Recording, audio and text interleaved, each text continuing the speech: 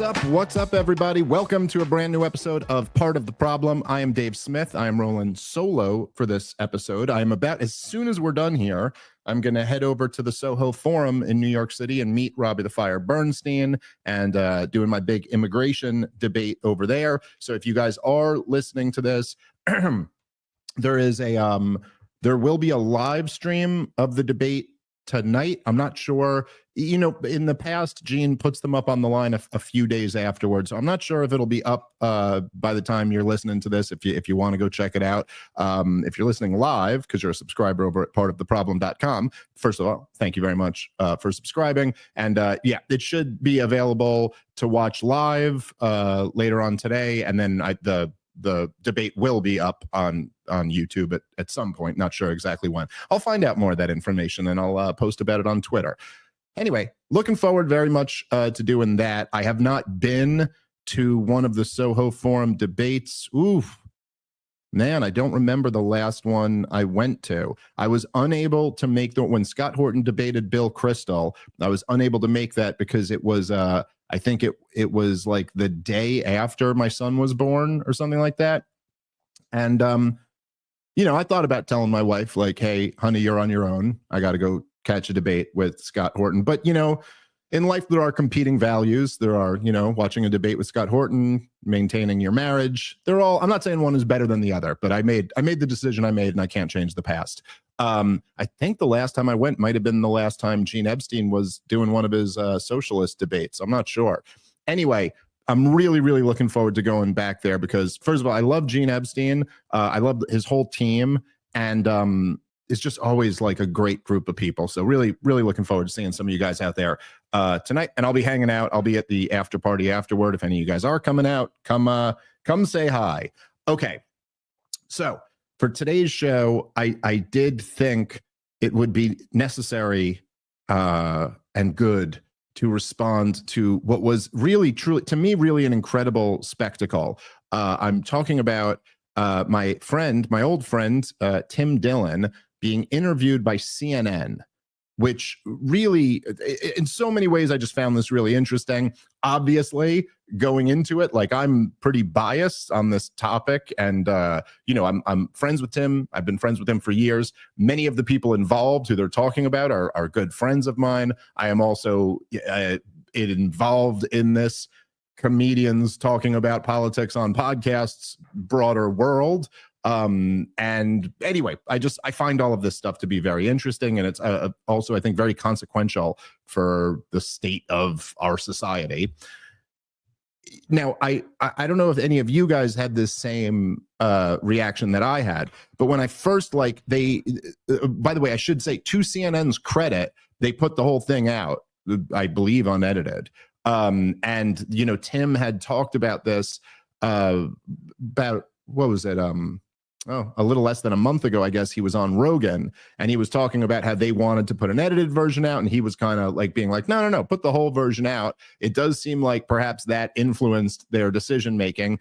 Typically, in the past, this was very often the MO for big corporate news networks, and also for the comedy shows. Like, this was something that, like, Jon Stewart relied on for many years, and all the other shows that were kind of imitating The Daily Show, where they'd have you come in, sit for 45 minutes. They'd end up airing 3 minutes of the interview, and of course, they'd pick the parts that tried to make you look as ridiculous as possible.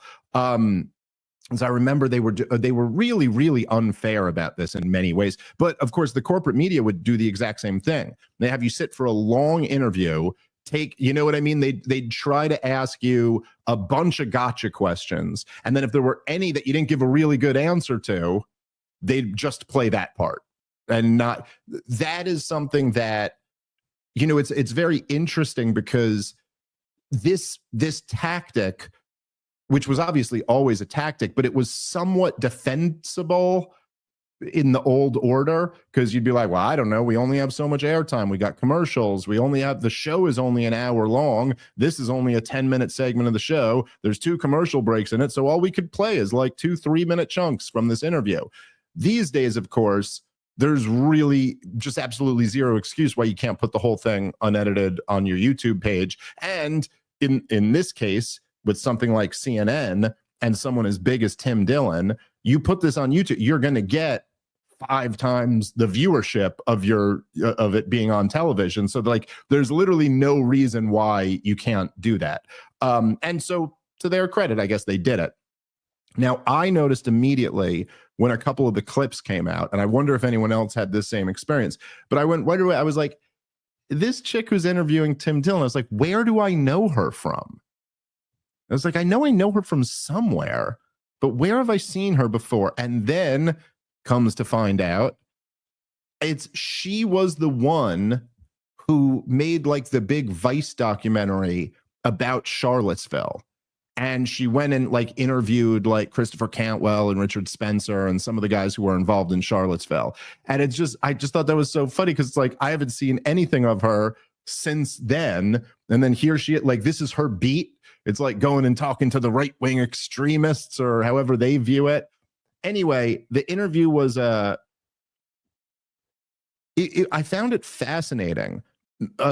It's mostly like, it could almost be characterized as the CNN worldview just meeting a common sense answer and then being kind of dumbfounded at this common sense answer. And Tim really, one of the things that's interesting about Tim is that he's not, obviously Tim's an incredibly talented comedian. One of the funniest human beings on the planet. He's just an incredibly unique talent. But he's very sarcastic and over the top and kind of bombastic. And he wasn't in this interview. He sat down and just gave like a real honest interview. And it was just very interesting to me to see that this world, of the corporate media meeting a very common sense response and kind of not knowing what to do with it. Anyway, I thought for this show we would play a couple of the clips and I would give some thoughts on it. So let's start that now. Here is the first clip.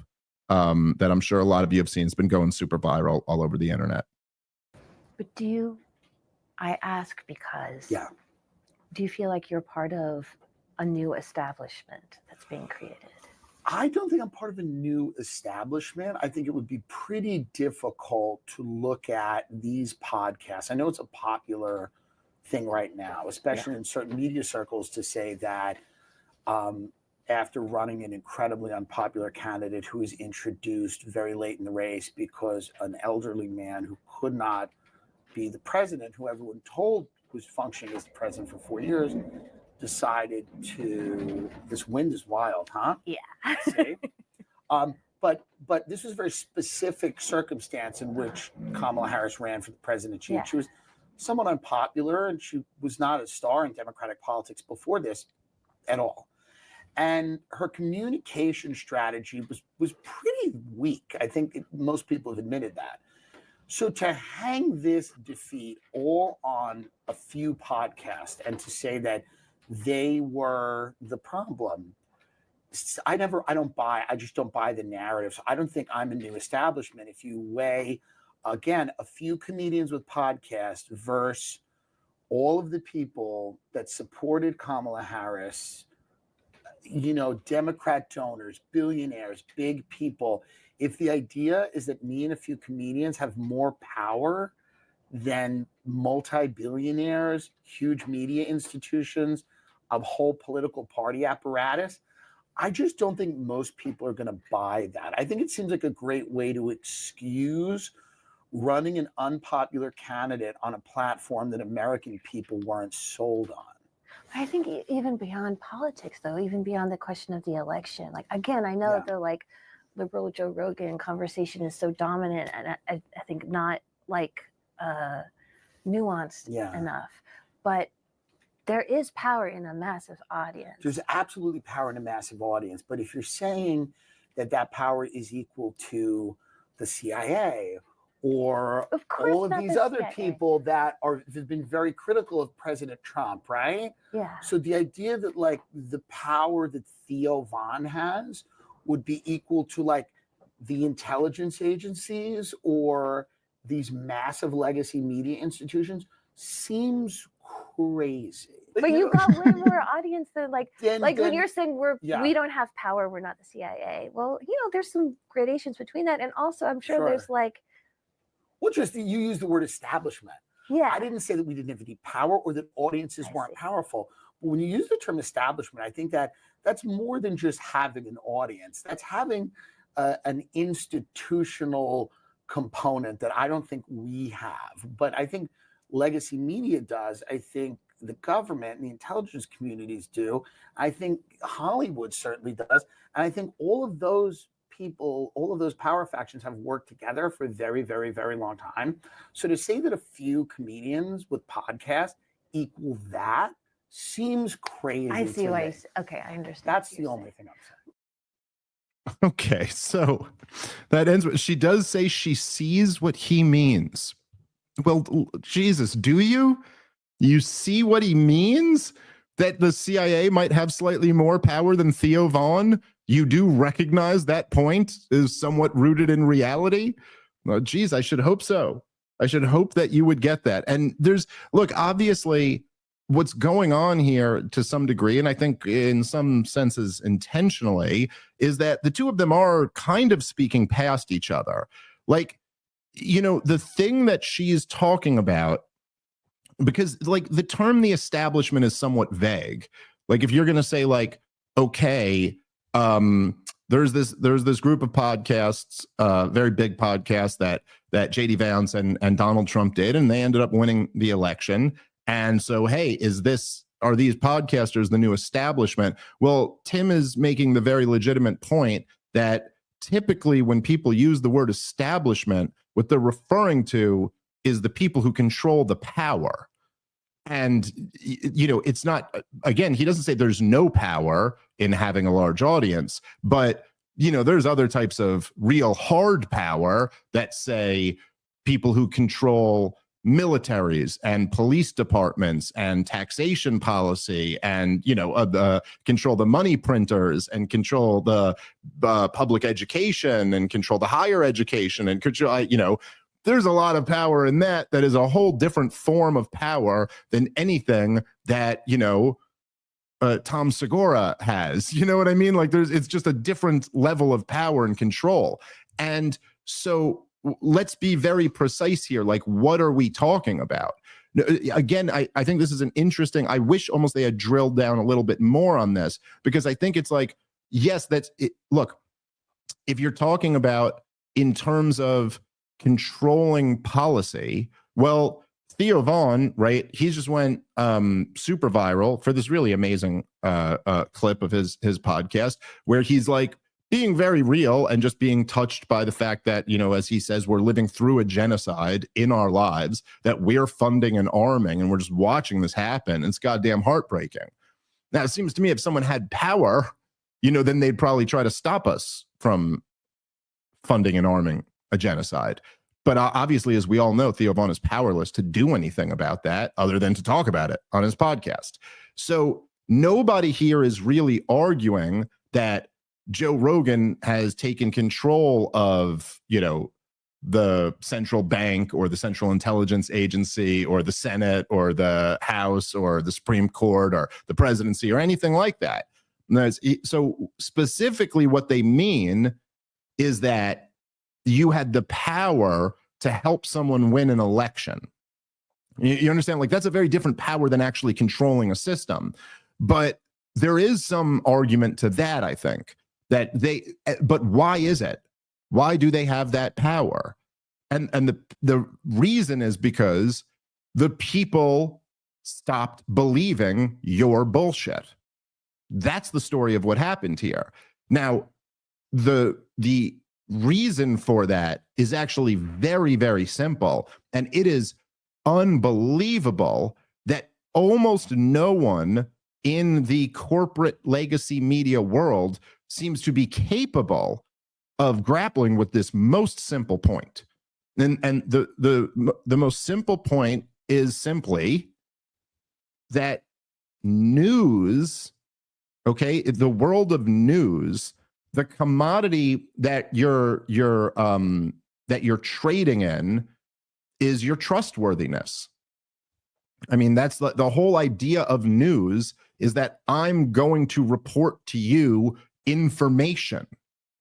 That's supposed to be the job of a journalist, to tell the story to their reader or their viewer. Once it's been demonstrated that you're a liar, I can no longer go to you for news, because it's a prerequisite that I can trust that you're not fucking lying to me, when the whole business is to tell me the truth. And the corporate media has proven over and over and over and over again that they are liars. They are lying to the American people. And say what you will about Tim Dillon and Joe Rogan and Theo Vaughn, they are not liars. You know, they might be wrong about some stuff, but they're not liars, and their viewers know this. And so, yes, it is true that they enjoy more trust from their viewers than CNN or MSNBC or Fox News or someone like that does. Like, okay, but that, if that's what you mean, you see that the difference is between, if you just say, hey, you're the new establishment, well, then obviously it creates a situation, it creates a lens where the onus would be on you now. You know, if you're the new establishment, then okay, you're the ones we should be focused on. You're the ones that we should be criticizing. You're the ones who we should be making sure are living up to their, you know, to the people's expectations or to the pledges that you've made or something like that. Because you're the establishment now. I mean, say whatever you will about these guys, but they're no longer the establishment. You're the establishment now. You're the ones we should be critical of. But when you're more precise and you say, okay, well, you guys have no real hard power, but the people have completely lost trust in all of the institutions, and therefore the people trust you now. See, when you describe it more precisely, then you realize that, oh no, our sights should still be on those corrupt criminals who are still wielding hard power in our society.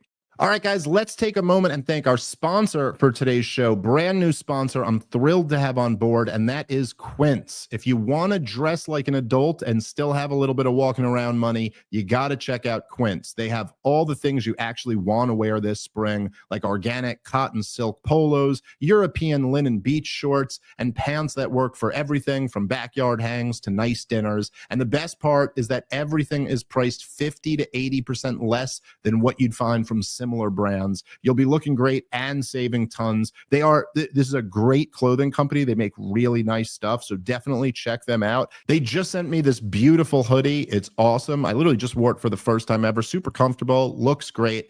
Quince cuts out the middlemen and works directly with top artisans to bring you incredible stuff. Their factories only use premium fabrics and finishes, along with safe, ethical, and responsible manufacturing practices. It's quality and it's conscientiousness. And right now, you can elevate your closet with Quince. Go to quince.com/POTP for free shipping on your orders and 365-day returns. That's QUINCE to get free shipping and 365-day returns. Quince.com/POTP. All right, let's get back into the show. And you know, one of the things that I think actually in the next clip, this might be better demonstrated, but one of the things that is really fascinating, that they almost, it's like they almost find a way to overlook the fact that, okay, look, even if you want to say that, Tim Dillon and Theo Vaughn and Joe Rogan and Andrew Schultz and guys like this, Tony Hinchcliffe, guys like this, they supported Trump in this election. You could say they went all in for the Trump administration. It is still the case, just factually speaking, that this is a relatively small number of comedian celebrities who went behind Donald Trump. And then you had an enormous amount of celebrities who opposed Donald Trump. I mean, from 2016 election, 2020 election, 2024 election, the list, like if you were to say put out a list of whatever, say A-list celebrities. So let's just say I'll put Rogan and Tim Dillon as like A-list celebrities. Now they're in the internet world, but I certainly think they have as many, fans as A-listers. So I'd feel comfortable putting them in that group. Okay, but then still like your list of A-listers. So let's say you include like really, really big successful comedians who supported Donald Trump. So I'll give you like Theo Vaughn, Joe Rogan, Tony Hinchcliffe, Andrew Schultz, Tim Dillon, say Shane, even, I don't know, did Shane ever take a position? But whatever. Okay, that's 6. Maybe there's a couple that I'm missing that you think would qualify as like A-list celebrities who supported Donald Trump. But maybe you could get to 10. Can you imagine if you ran the list of A-list celebrities who supported Kamala Harris? The list would be like I mean, the entire, it's a notable exception when there's one person in Hollywood who isn't like a, hardcore anti-Trumper.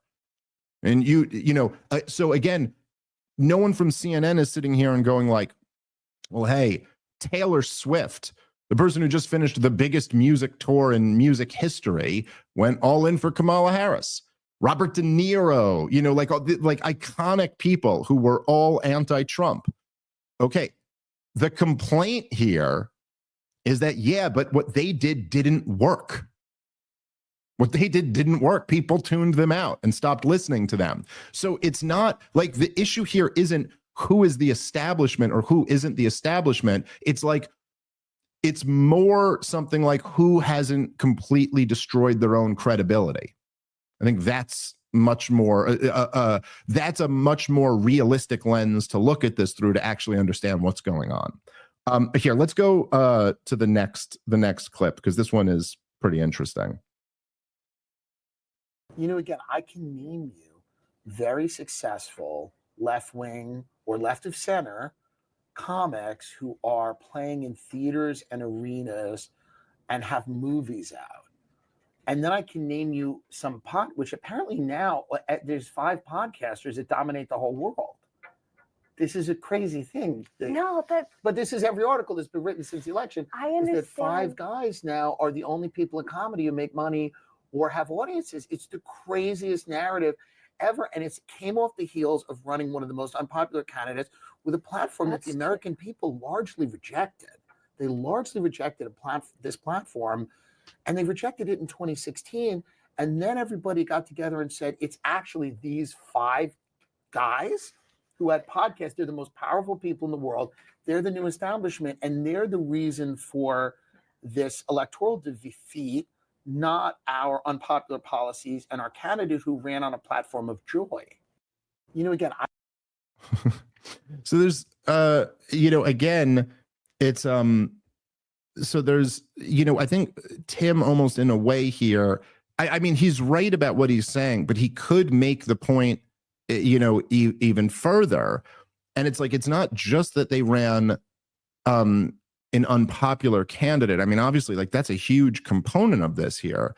Kamala Harris was just uniquely terrible as a candidate, and it seemed like, as is often the case, that the kind of Democratic establishment and the corporate media, who are essentially indistinguishable from each other, their strategy seemed to be to deny reality. And it was almost in an attempt to convince you that the reality you're seeing didn't in fact exist. But so rather than like say grapple with the fact early on that like Kamala Harris is terribly unpopular and probably cannot beat Donald Trump, it was she's a rock star. She's Barack Obama in 2007, you see, which was all just made up. And so like there's a huge component of that. But I think what's actually much bigger than that, and this is part of the reason why Biden was in trouble and Kamala Harris was in trouble, is that every position, every major position that the Democratic establishment has staked out over the last 10 years has just, not only is it unpopular, it's demonstrably false based on lies. It is It's so bad that none of them will even say the thing they were saying at the time, right now. Like nobody, Kamala Harris wouldn't even run on what she was running on in 2020 because it was all so unpopular. It's like she'd have to run away from every position because just a couple years later, you can't even defend the thing you were saying back then. And this is true on every major issue. Like they were all saying Donald Trump was involved in a conspiracy with the Russians. No one even mentioned that in 2024 because it's all just been proven wrong. None of them will defend any of the shit they were saying about COVID. None of that, they're all, now they have to walk it all back. Well, maybe school closures were a little bit too long. Well, yeah, like none of them will even with a straight face repeat the bold claims they were just making. Like let's go through the list of like all the people who were arguing that if you get the COVID vaccine, you can't get or transmit COVID. None of them are saying that anymore because it's so obviously been proven wrong that you just got to abandon that and move on to the next thing. None of them are saying Joe Biden's sharp as a tack anymore because it's just abandoned because it's so obviously wrong. Nobody is saying that Ukraine can recapture all of its territory anymore. Nobody, like there's just all of these things. They all fall apart. And you can only do that for so long before you lose everybody's trust.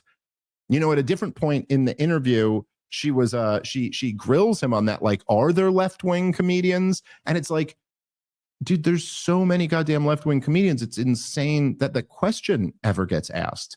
It's insane. Look, you just think about it like this. There are, because this really does go to the question of who's the establishment. Like, there are multi-billion-dollar networks. Okay, there's a bunch of late night comedians who have network TV shows. All of them are Trump haters. All of them have just been carrying water for the Democratic establishment for at least the last 8 years. Stephen Colbert and Jimmy Kimmel are pushing vaccine propaganda at the height of COVID and demonizing the unvaccinated and making it very clear that they're all in on being anti-Trump. So it's not like, look, if Joe Rogan and Tim Dillon are the establishment, well, why aren't the giant multi-billion-dollar corporations getting behind them in that same type of way? And don't get me wrong, there's been a little, they've been kind of slowly, like Netflix has started having real comedians back on, but also that, a big part of it is because they just dominated in the market and eventually Netflix lost and was like, well, I guess we got to go to where the audience is. So the point is that the establishment is still behind all of those guys. It's just that their audiences aren't. Their audiences abandon them because they're just, I don't know, it's boring and they're liars. And look, there's the what happened is, right? It's not that, again, these guys had every advantage. These were the guys who were given multi-million-dollar contracts from multi-billion-dollar transnational corporations. These are the guys who were given every. Then there's some other guys who just went over here to the internet and just started talking into a camera, and the viewers flooded over to those people who were over here.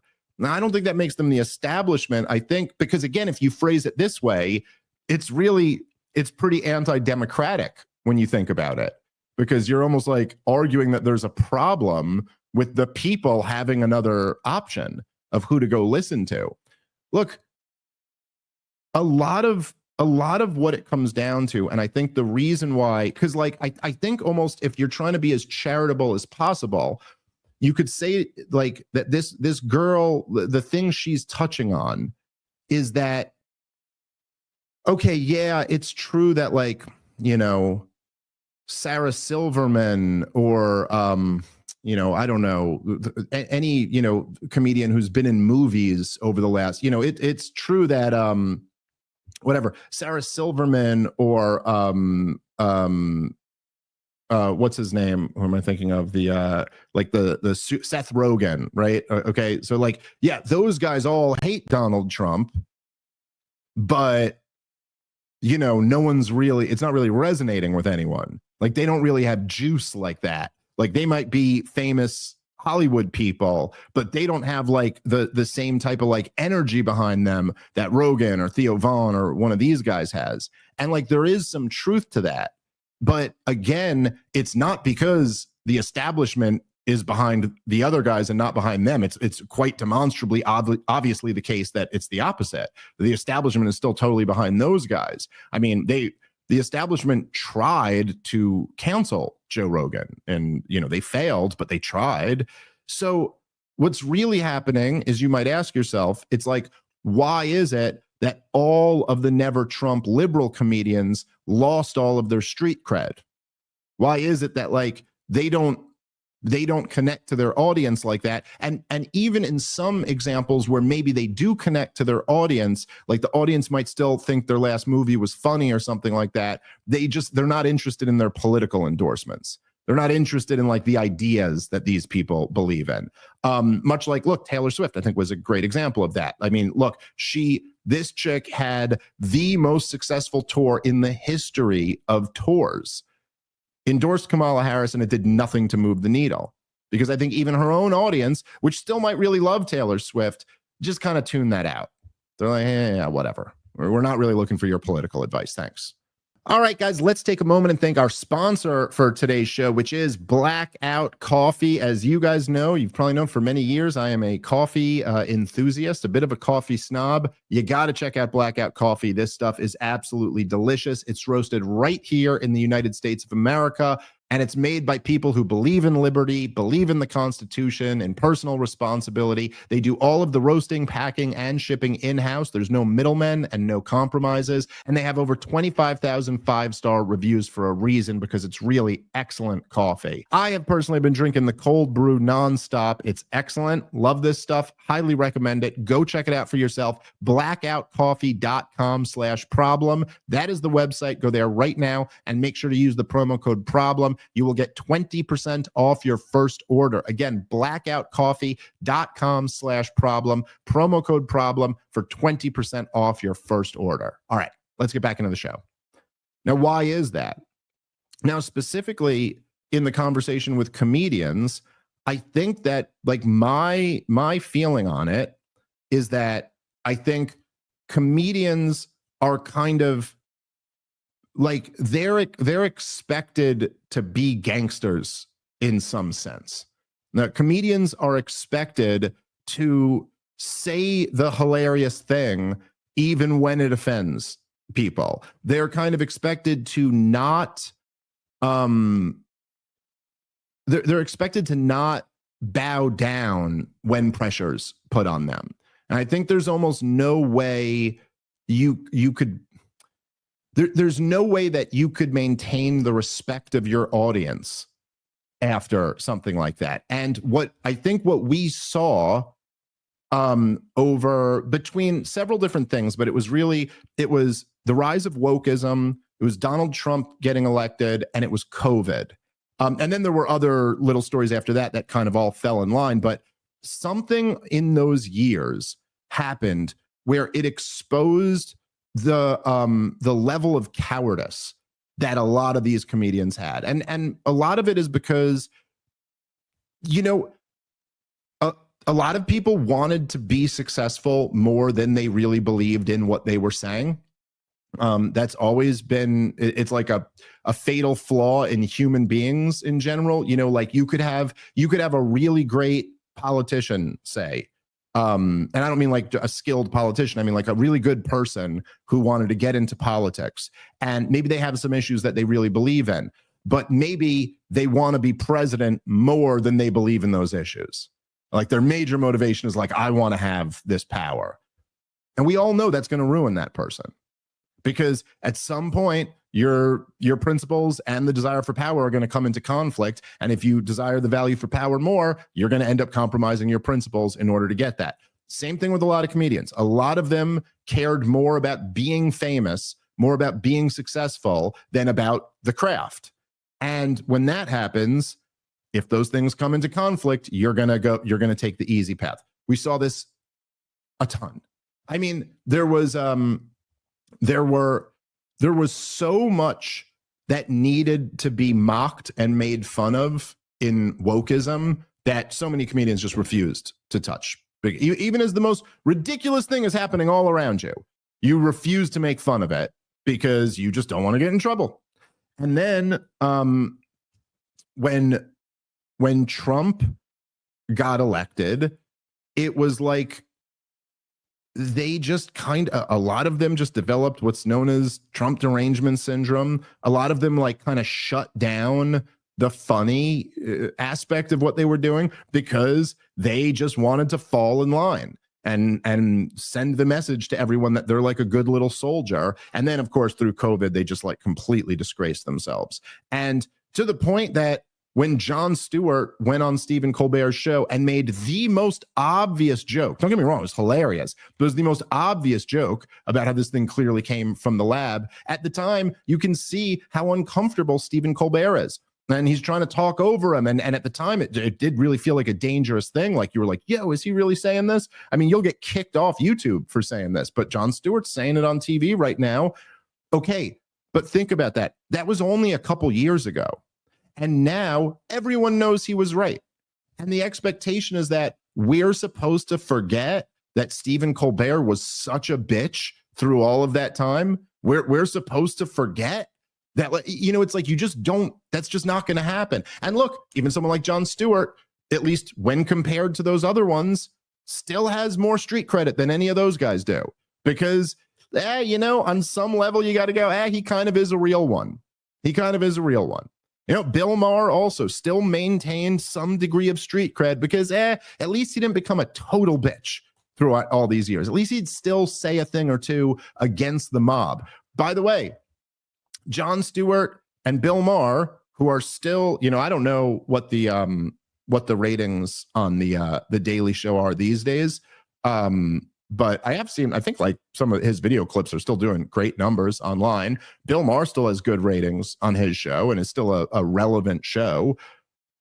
Bill Maher and Jon Stewart are, I mean, throw Stephen Colbert in there, the most consequential political comedians of the last 20 years. And so isn't it like, it's kind of interesting. I remember one time when he was trashing the Legion of Skanks before he walked it back and did kind of apologize. So I give him credit for that. But I remember Anthony Jeselnik was talking about how Ann Coulter used to come hang out at the Comedy Cellar. And Ann Coulter was like friends with I think she was friends with Sherrod Small, and so she might have been friends with Noam, who owned the comedy club. So she would like come hang out sometimes. She was a comedy fan. And Jeselnik was talking about how furious he'd be when he walked in and Ann Coulter was at the table in the back. And he's like, why are we even being friendly with her? Like, fuck her. She's the worst, you know, this awful conservative lady. And I remember thinking to myself that it kind of demonstrated this kind of privilege, if you will, to borrow a word from the left, that, you know, I think a lot of people, maybe if you've never been like a liberal who lived in a real red area or a conservative who lived in a real blue area, maybe it's hard for you to see. As somebody who's like a radical libertarian who's from New York City and has done comedy for 20 years in the New York City area, that's just something that, you know, you get confronted with a lot more. But when the thing that was kind of revealing to me about Jeselnik's comments is it's like, oh, you don't even recognize your own privilege here. Privilege, and I'm using it kind of tongue in cheek, but I mean that you don't recognize that you just take it for granted that you should never be around somebody who disagrees with you. Because everybody else who would be at that back table are all fucking liberals or left-wingers. 100% of them, or 99% of them. So you're almost like miffed that there was this one time when there was a conservative around. And, you know, from the perspective of like a libertarian in New York City, you're like, geez, one person, one time. I mean, that's every time I go anywhere, everyone there disagrees with me politically. But like, okay, whatever. That's not the end all be all in life. But so it is like, so you're going to imagine your perspective being that like there you have Bill Maher and Jon Stewart and Stephen Colbert and Jimmy Kimmel and just all the A-list Hollywood people, like all of them, all in for the Democrats always. Like, that's just always the state of things. And then for the first time, there's like a group of 5 comedians who have audiences who are like, I'm open to the other side. Maybe the Democrats aren't the party to vote for. Maybe we should consider voting for this party. And you're furious about this change. It's like, okay, but then understand your issue is that you expected to have a monopoly on the entire thing. And that's just not going to be the case. And I think that hopefully one of the lessons that's kind of taken from all of this, because we're never going to be, we're never going to be a society that doesn't have liberals and leftists in it. I also, by the way, I think there's a needed role for liberals and leftists in society. You want to limit how much power they have, but there is, we're going to have the other, both halves of America, speaking broadly, like the left half of America and the right half of America, they all have to get out of their head the idea that you're going to vanquish the other side. Like that they will be eliminated and never, be a part of society again or something like that. This is just, it's not possible to do that, and it's not going to happen. But you would hope that as a result of whatever this massive cultural shift that we're living through is, that people would recognize that it's like, oh yeah, there is a price tag associated with burning your credibility to the ground. Like if you just lie and lie and lie over and over and over again, eventually you won't be trusted. And if you're a comedian and you just bitch out over and over and over again, your opinion will not be valued.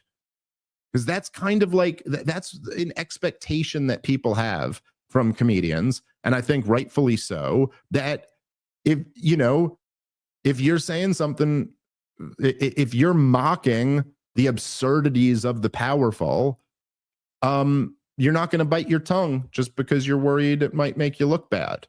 Lenny Bruce went to jail and George Carlin went to jail so that they could do their act. And the whole lore of those guys is that they wouldn't stop doing their act. It's like, even under the threat of actual violence. The truth is that Stephen Colbert and Jimmy Kimmel and all these guys, they never had a threat of anything like that. The threat was like, what? Someone might say some mean things about you, and then you just have to go cry into your piles of tens of millions of dollars. And that was enough to make you bitch out? Well, then how would you have that energy with your base anymore? And anyway, I just think it's been pretty interesting to watch. And it's, again, you see, it's just one more attempt of CNN trying to grapple with something, in a sense, trying to overcomplicate it, when it's really actually very, very simple. It's like, you had all the advantages. You had the culture completely controlled. You had the flow of information completely controlled.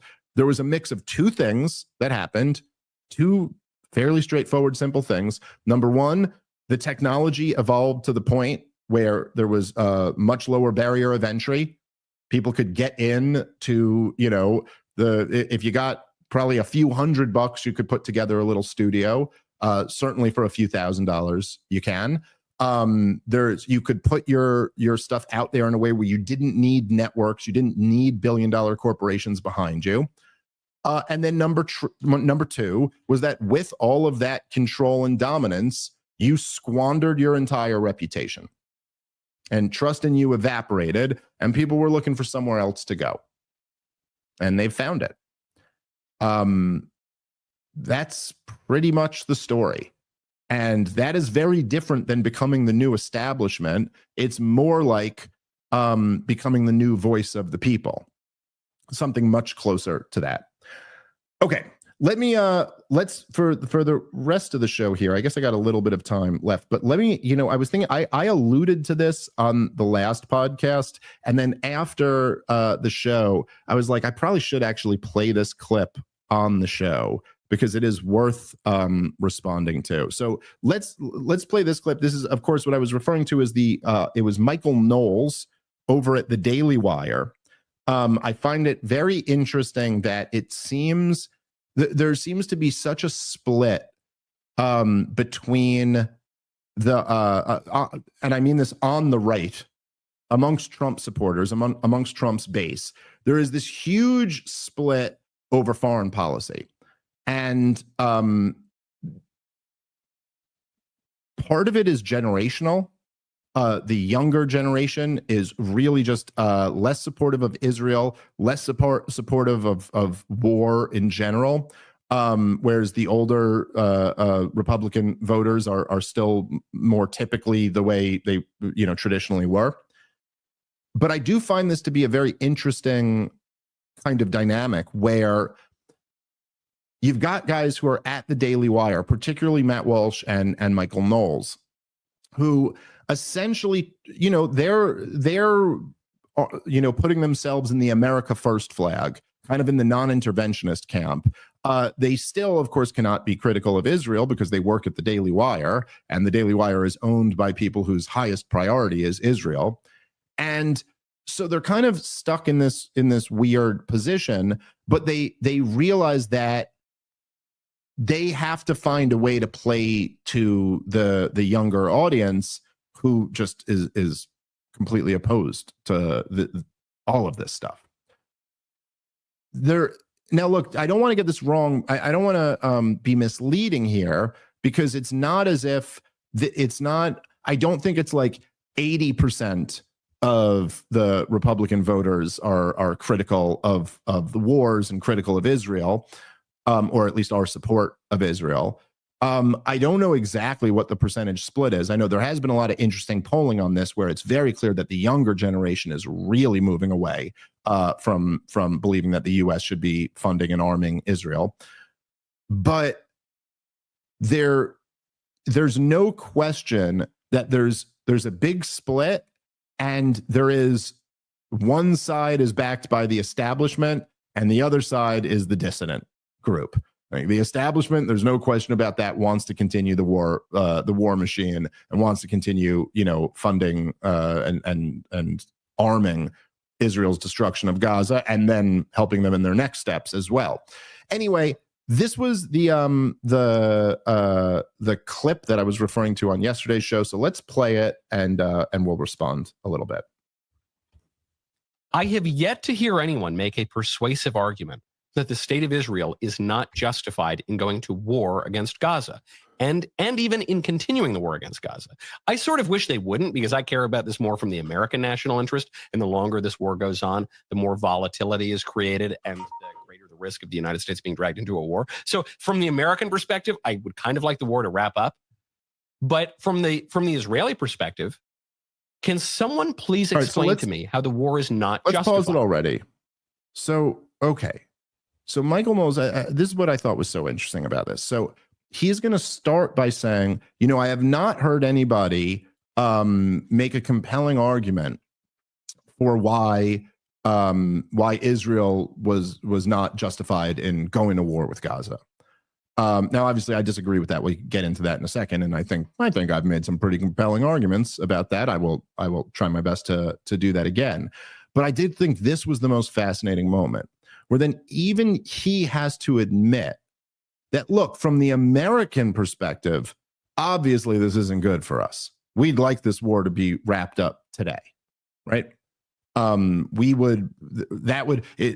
he says, it's creating a lot of turmoil for us over here. I mean, look, there's no question about that, right? And particularly, look, we're having massive protests in our country. That's never good.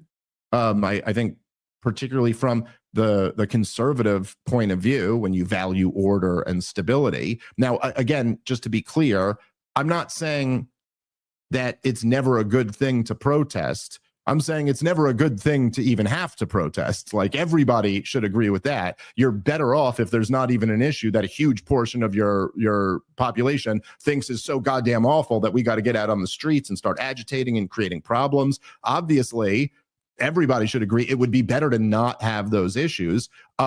It's also just undeniably the case that this is the Israel's destruction of Gaza has been dividing both major political factions. And this was a huge, huge problem in Kamala Harris's campaign. Obviously, she was She was interrupted by protesters many times at her events. She had to speak out of both sides of her mouth every time Israel-Palestine came up because she had this huge problem where, like, 50% of your base views this as a genocide. So they view your current administration as funding a genocide. And then you've got all these big money donors and you've got all these other voting constituents who are like wildly pro-Israel. Well, shit, how the hell do you end up putting this coalition together to get enough votes to win? This was a major problem. It's a major part of the reason why Kamala Harris lost. I think there's no question about this. It really, really hurt them. And it was also, as I talked about at length on the show, it was also part of the reason why there was no energy to protest Donald Trump. The Democrats had counted on for many years that their shock troops, the left-wing protesters, the young kids who will get out there in the street, would be out protesting whatever the hell Donald Trump's doing.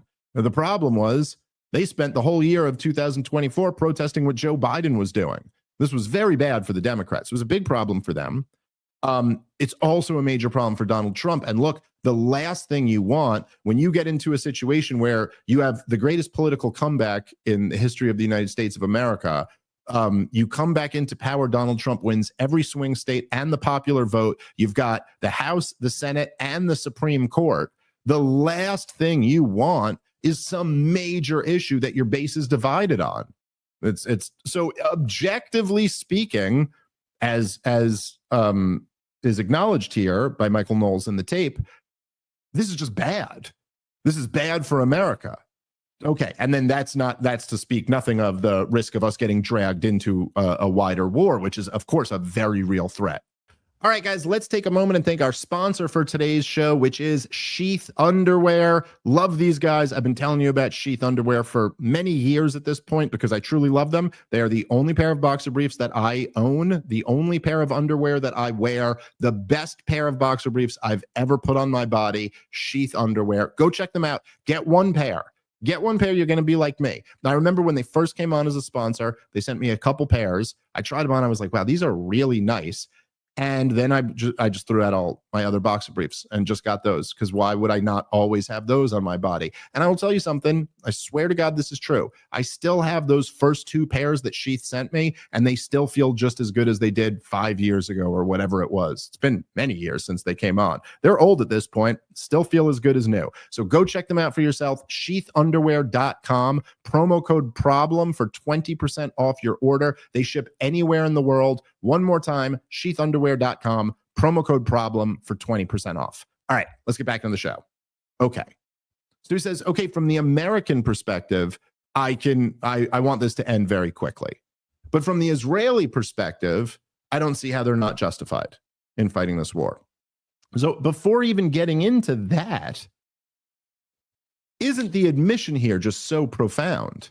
Because I'm sorry, but who gives a shit about the Israeli perspective? Why the hell should I care about that? I mean, it's just like, could not be more. We're Americans. You're an American, a Catholic American. You're an American talking to an American audience about American politics. Why the hell should we be funding something that is against our interests because it's in the interest of a foreign country? Could anything be more the antithesis of America first? So if your admission here is that this is against our interests, but for another country's interests, well then, okay, it might make sense for that other country to pursue this policy, but it sure as hell does not make sense for us to fund it. And so if you're going to be making a comment in this time, now, Michael Knowles might be able to wiggle out of this by saying, oh yeah, no, I agree. I'm also saying we shouldn't fund this. I'm just saying from their perspective, it makes sense. It's like, okay, fine. That would be fine to argue if we weren't funding it. But while we are funding something that is, by your own admission, against our country's interests, and pretty profoundly so, then how is it not incumbent on you to criticize the funding of that? Even if what he was saying is true, which it's not, but let's just say Israel was justified in doing what they're doing, but we're still funding something that's against our interest, then it's incumbent on you to be criticizing that, to be criticizing the fact that we're prioritizing the interests of a foreign country over our own. I don't see how you can get around this. You know, it's like a lot of these Daily Wire guys, they're trying to find a way to sit on the fence. They're like, look, I can't ignore like all the obvious good points here, but I also don't want to criticize Israel at all. The problem is that I don't think it's possible to be in the middle on this one. I just don't see how you can even argue that. All right, let's play the rest of the clip.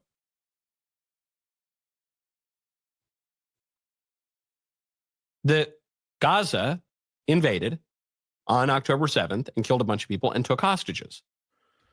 The state of Israel responded and still has not gotten all of the hostages back. Furthermore, the state of Israel now is looking at Gaza and saying, okay, well, Hamas in power is an unacceptable security risk. We cannot tolerate that, so we have to do something to change it. Furthermore, the people in Gaza, when they had a modicum of self-government, chose to elect Hamas, which carried out the attack. So if you're the state of Israel, it seems to me that pretty much all of the criteria of just war that we have understood from classical antiquity up through the Middle Ages up to the present are fulfilled here in going to war and in continuing the war. Can someone explain to me? I have an open mind. I am easily persuadable. If someone can make a good argument. I haven't heard anyone making the argument. Okay, so let's see if we can't persuade Michael Knowles here, and I certainly have been making the argument. So, okay, first of all, I would say that, yeah, if you want to look at things strictly from the Israeli point of view, once again, not exactly sure why the hell we should be looking at things that way, but if you want to look at things from the Israeli point of view and completely ignore all of the elements of the history that make them look very bad, then sure, you could come to this conclusion. But, you know, two quick things. Number one, a just war theory doesn't give you carte blanche. It doesn't mean that you can now prosecute the war in whatever manner you want to. Even if you were attacked by a foreign country and therefore you're going to argue you have a right to go to war with them, that doesn't mean like you have a right to go in there and just start slitting babies' throats and raping women or something like that. There are still expectations on how you ought to conduct that war. But tell me this, with the entire history of like the just war theory being worked out, has anybody ever argued that you could occupy a group of people for 60 years, then intentionally fund a terrorist organization to prop them up and keep them in power so you can deny the people the right to ever get out from underneath your occupation, and then after the terrorist group that you funded launches a terrorist attack, use that as an excuse to slaughter the people in this tiny strip of land that you have occupied and dominated since 1967. Was that part ever included in the just war theory? No, I don't think it was, because that changes the dynamic a little bit. Like, I know, like, everybody who wants to look at this from the Israeli point of view always wants to, like, they want to tell the story as if these were just two neighboring countries. These are just two neighboring countries, you know, different governments, and then one government attacked the other one. And then they do this crazy thing where they just hide amongst the civilians. So what are you going to do except start slaughtering people? But, you know, of course, that's not the case. This is not the case. This is nothing like Mexico attacking the United States of America. This is more like, as I'm not the first one to make this analogy, but it's much more like an Indian reservation attacking Americans, but not in 2025, more like in, you know, 1840 or something like that.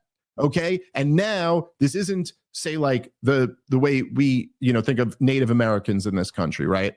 Like, okay, look, we all know that the forming of the United States of America involved, like, we do realize there were some people here before Europeans came over, and that some not so nice things happened to those people.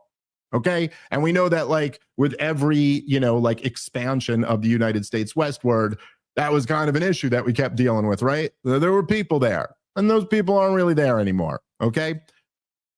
However, In 2025 in America, yes, there are like Indian reservations, but they're allowed to come and go.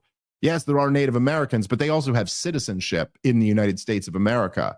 So now imagine we did all the shit we did to Native Americans. We put them on reservations, but we never gave them citizenship. We don't let them leave the reservations without permission. We don't allow them to trade from the reservations with the rest of the world. We don't allow them to have a seaport or an airport. We don't allow electricity to get through, or we control the amount of electricity. We control the water. We control their tax revenue. We control their currency. And then in a situation where they have no army, no navy, no air force, nothing, no government, then a bunch of them broke out and killed a bunch of innocent people. It doesn't follow just war theory that you're allowed to now slaughter the reservation. Okay? It's not Mexico attacking America. It's a completely different situation. All right, guys, let's take a moment and thank our sponsor for today's show, which is Ridge. We love the Ridge wallet here at Part of the Problem. It is the coolest, sleekest wallet you'll ever get. I have a couple of them. All of their designs are awesome. It's a minimalist wallet. You hold your cash, your cards, everything you need, and nothing that you don't. I will say, I was an old school wallet guy for many years. Getting the Ridge was a game changer for me. And then at a certain point, you're like, I'm not sure why I carried this big leather sack in my back pocket with every business card I've gotten over the last 20 years. That really was not necessary. All you need is some cash and some cards. And the Ridge wallet is cool. It's a good conversation starter. It makes an awesome gift. It's a great, great product. Also, they're built with an AirTag attachment, so you'll always know exactly where it is before panic mode kicks in. That's a great thing to have these days. And Ridge also isn't just about wallets. They create premium everyday carry essentials like key cases, suitcases, rings, all built with the same sleek, durable design. No matter what you pick, Ridge has fast shipping, a 99-day risk-free trial, and a lifetime warranty on all of their products. So right now, Ridge is having their once-a-year anniversary sale. You can get up to 40% off at ridge.com/POTP10. Just head over to ridge.com/POTP10 to see their biggest sale of the year. After you purchase, they will ask you where you heard about them. Please let them know that you heard about them here on the Part of the Problem podcast. That'll help out the show. Check them out, ridge.com/POTP10. All right, let's get back into the show. Now, that being said, you could agree or disagree with that argument, but I certainly am presenting an argument. Now, again, as I've said from the beginning of the war, if you want to just look at things from the Israeli perspective, again, not sure why we're doing that, but if you just look at things from the Israeli perspective, I'm not going to argue with you that, like, hey, look, if one of my kids was like a teenager at that rave festival thing who got killed by one of these Hamas terrorists or something like that, I'm sure I could see myself being like, fucking flatten Gaza and totally support what they're doing. Not if I had a hostage over there, because that's actually not the best thing to get hostages out alive, but I could understand. Sure, I put myself in that position where I'd be so goddamn furious, like, fuck that, we're going to kill all these people. However, if you're doing this, you might notice Michael Knowles, he hit the American perspective first, yada yada, over the fact that perspective is we want the war to end, and yet we're funding it to continue. Then he goes right to the Israeli perspective. There's one perspective missing here. There's one. So now, if we're going to do this, let's go to the perspective of Palestinians. And from their perspective, they've been dominated, controlled, slaughtered, ethnically cleansed, and kept in extreme poverty for nearly 60 years by this regime. From their perspective, it also might make sense to violently respond to that. The final point here is that we should be able to, like, look at the Israeli perspective, look at the Palestinian perspective, maybe gain some insight from that. Ultimately, we should only care about the perspective of the United States of America. That's the perspective that we should care about. And Michael Knowles already admits that from that perspective, we want the war to end. So why the fuck are we funding a thing that is not in our interests? That's all. All right, let's wrap up the show there. I got to head over to the Soho Forum. Thank you guys very much for listening. Catch you tomorrow for a members only episode. 1 p.m. tomorrow, members only. See you then. Peace.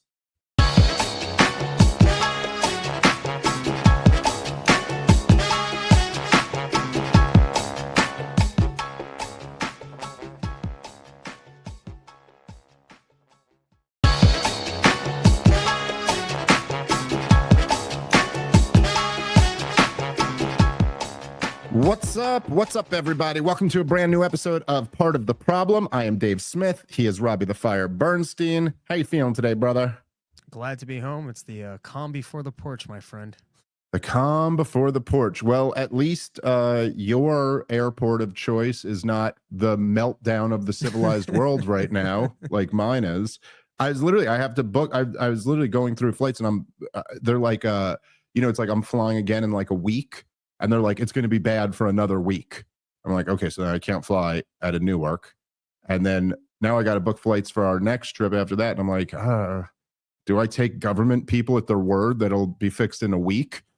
Like the government told me we needed 15 days to slow the spread. And then we were in lockdowns for a year and a half. So I'm not. It's amazing how much money there is in the airport business. And that, I guess, since government doesn't like profits, they're okay with just disrupting an entire industry. I assume the FAA positions are actually government staffed and they're not staffed by the airlines. Yeah. Yes. Yeah. No, those are government employees. Yeah. No, it's a government screw up. And of course, air travel is like one of the most highly regulated industries. I mean, a lot's made about how like Ronald Reagan like deregulated to some degree, I think, the airlines, but there's still like a crazy regulated, industry. And once you get to like that level of regulation, it's basically all government jobs anyway. You know what I mean? Like maybe not officially, but it's all like just the worst. The worst. Everything about the airport's so ridiculous. I've been flying now. I take like 40 flights a year, maybe more. I take a lot of flights. I think I've only first noticed that there's actually a security fee on your flight ticket, and it's not cheap. Like if you I think it might be a $35 fee. That's $15 more than a porch tour ticket. Like. And what, for them to hold you up and touch your underwear? It's kind of outrageous that it costs them that much to facilitate long security lines. I got to check the price tag on that. I don't know if it ranges differently on flights. Yeah, maybe I'm not sure. But yeah, I have noticed that before. But it's also just like everything. Do you remember there was the thing? Wait, I forget the exact details of this, but this was years ago, like 15 years ago or something like that. But they did like, they published like the results of the TSA's tests. Like they have these third parties go in and just they sneak in like fake explosives, and they missed 80% of them. Like for all that shit that we go through, they still like don't get the stuff. I don't even know if that's possible just with the way that they harass me in my bags. Maybe it's just my dumb face. It probably is your dumb face. That's the reason for most of my problems is your dumb face. Just being too closely associated with it. I've traveled with this same shotgun microphone for also 40 flights or something. And I don't remember the airport, but in one airport, they pulled me over for it. And the guy was so excited. He really thought he found a gun. And then when he opened it up and he double checked it, and then he finally pulled it out, and then he had to look at me. He's just a dumb government employee. So all disappointed, like, so what was this thing? It's a microphone, you fucking retard. Well, it's also, I mean, I'm not trying to be. He really thought he had something. Look, I'm not trying to be a dick, but like there are different levels of government employees, and whatever the TSA is, you're just like, you might be better suited to work at Wendy's. I think might be like literally the people who are working at the TSA were applying to Wendy's and the TSA, and they got the TSA job. They're also just, it's one of the things that I just, look, I mean, this is like, the essence of like libertarianism 101 type stuff. But there is something where it's the problem with government in a nutshell, right? Is that it's based on force. So it's not like, you are, every interaction you have with the government is like, there's this threat of force behind it, and we all know that on some level. And so like in any other setting, like if you go to a business, you're the customer. Like I'm not saying there's not some example where someone was like rude to you in a business, but generally speaking, when you go into any type of voluntary market action, the customer is kind of king.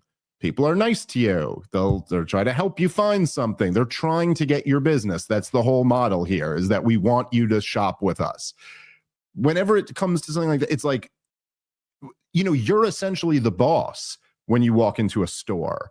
But when you walk into anything with the government, they're just the boss. They're a monopoly that's based off force. You have no choice. And so it just breeds this thing where, like, if you walk into the Apple store, it's like, hey, I'm a customer here. I need this. And they're like, okay, let me get that for you. But when you walk into the DMV, it's just like, wait on the long line that makes no sense to have you wait on. Like everything's just like, and with the TSA, it's like, it's all of that, plus they're the most retarded people you'll ever meet in your life. And no, I did get the other day recognized by a TSA agent who said he's a huge fan. So if you're listening, not you, but also if you're listening, you know exactly what the fuck I'm talking about because you work with all these people. But it'll just be things like, literally, like, even they're just dicks.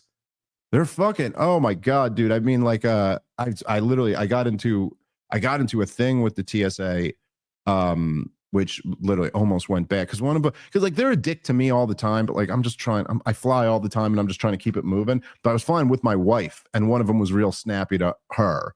And then I started talking shit back to him. And then I could take that to me, but you don't fucking talk to my wife that way.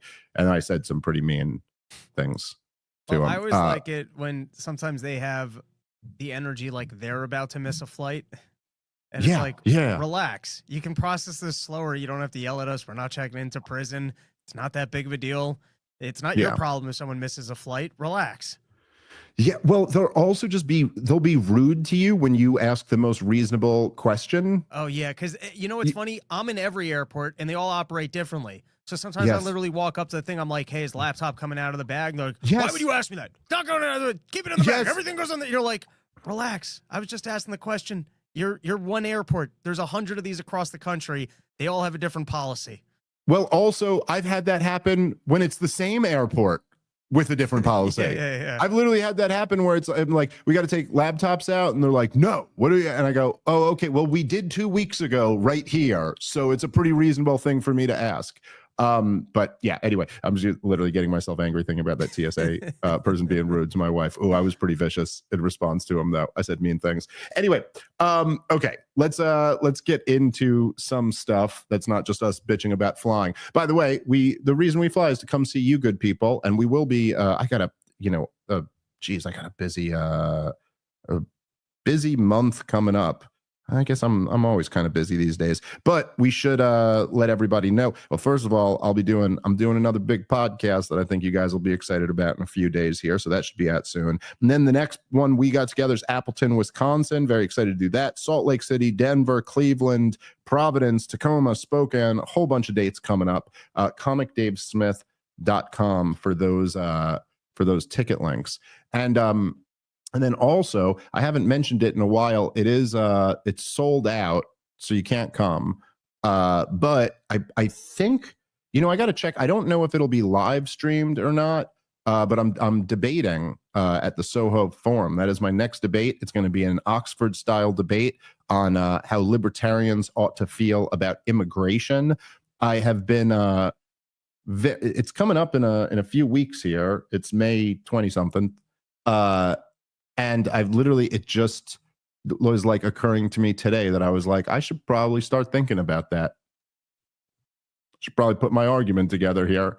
But I am, I've had so much other stuff going on that I've been focused on. But I am excited for this because it's, I've done a lot of debates and different styles of debates, like informal debates where it's just like two people on a podcast arguing an issue. And then I've done the slightly more formal ones where like there's a moderator and then there's two people arguing about an issue. And then I've done a couple of like Oxford style debates, and there's advantages and disadvantages to both. But there is something about an Oxford style debate where it's a little bit cleaner. You get to give your opening statement and then give your rebuttal, and then you have a little period to mix it up, and then you give a closing statement, and then people are going to vote on it and vote on before and after, and you see how many people you could change. And it's kind of it has been one of my areas of focus for a while now, has been trying to get libertarians good on this issue. And I don't know, this is a good opportunity for me, I think, because first off, it's at Gene Epstein's Soho Forum, which is like an amazing debate series there, and it's it's kind of it's backed by Reason magazine, and it's become kind of like known in the libertarian world as like the kind of the libertarian debate series. And then I'm debating like Cato's #1 immigration specialist there. So it's a very good opportunity for me to like lay out the case for why libertarians ought to support immigration restrictions. So I'm excited for the opportunity for that. And I believe you're gonna do stand up there, right? Yep. Yeah. So Rob Bernstein will be there. Some immigration jokes. Got a couple ideas. Hopefully, I'll tune them up over Florida weekend. There you go. And then I think we're doing like I think Gene is organizing some type of after party type thing too. So if you are there, I hope for those of you who have already bought tickets, it'll be that should be a fun time. The Soho Forum for a long time was like my home. I think I'm, as Gene likes to mention, I believe I hold the distinct honor of being the only person who has I've done stand-up opening for the debates many times, and I've also debated and moderated. So I've done everything at that series. And I used to, back when I had less wives and babies, I used to be at every single one of the Soho forums because I just love going there and hanging out. It's like always a great group of people and really interesting debates and all of that. By the way, when I say less wives and babies, I only have the one wife. I haven't gotten any more wives, but I've gotten more babies.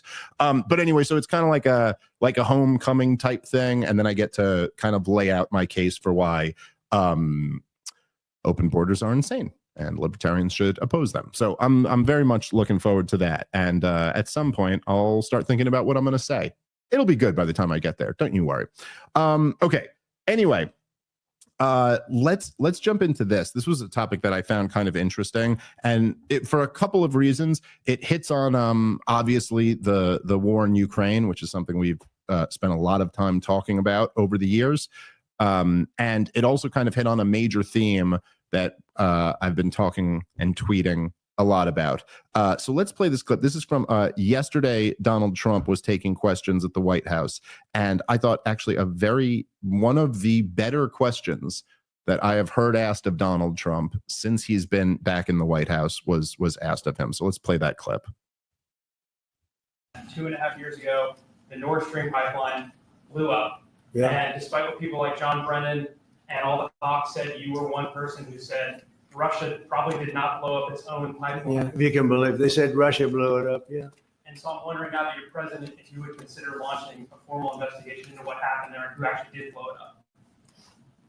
Well, probably if I asked certain people, I'd be able to tell you without having to waste a lot of money on an investigation. But I think a lot of people know who blew it up. But I was the one that blew it up originally because I wouldn't let it be built. And then when Biden got in, he allowed it to be built. All right. Can you just pause it for a second here? It's very Okay. So part of the reason why I found this so fascinating, right, is that first of all, it's a great question. Now, it's one I don't know that I would have thought, huh? Props to Tyler Durden of Zero Hedge. Is that who asked the question? Was it a Zero Hedge guy? We actually know who it was, but Zero Hedge has a guy in the room now who got that question. Right. Yes. Oh, okay. That's funny. I didn't even realize that I know who this is asking a question. So give him credit. Excellent question. I don't know that I would have even thought that. I mean, I could think of some pretty good questions for Trump, but I don't know that I would have thought of that one, but a really good question. And I think in a way it really got to the heart of one of the things that, me and you have talked about, like that's just been, utterly disappointing about this administration. But it's like, oh yeah, that's right. The goddamn government commits so many crimes. I almost forget about really major ones, like it was just, when you asked me to rattle off the crimes, I'm like, okay, well, they lied us into several wars and they instituted totalitarian lockdowns. They covered up a giant pedophile ring. They framed the president for treason. And then you're like, oh yeah. And the biggest act of environmental terrorism in human history. That's right. There's that other one that they did. And then literally this happens 2.5 years ago. The Nord Stream pipeline gets blown up. Joe Biden is on record having threatened to destroy the pipeline. It's clearly got the West's fingerprints all over it. And they tried to tell you that Vladimir Putin blew up his own pipeline, which he built, and he can just turn off. Like, he doesn't have to blow it up.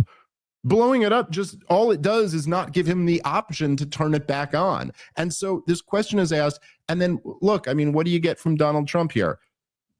He asked the question, are you going to launch an investigation? And Donald Trump goes, well, I wouldn't even need to launch an investigation. I could probably just tell some people and then tell you. A lot of people know. A lot of people know who did it.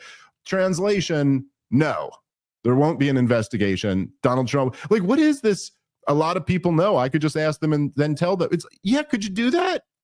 Would you mind? Like, can we do that right now? Can you call? Do you have your cell phone on you? Can you call them right now and ask them how, like, why? It's so funny.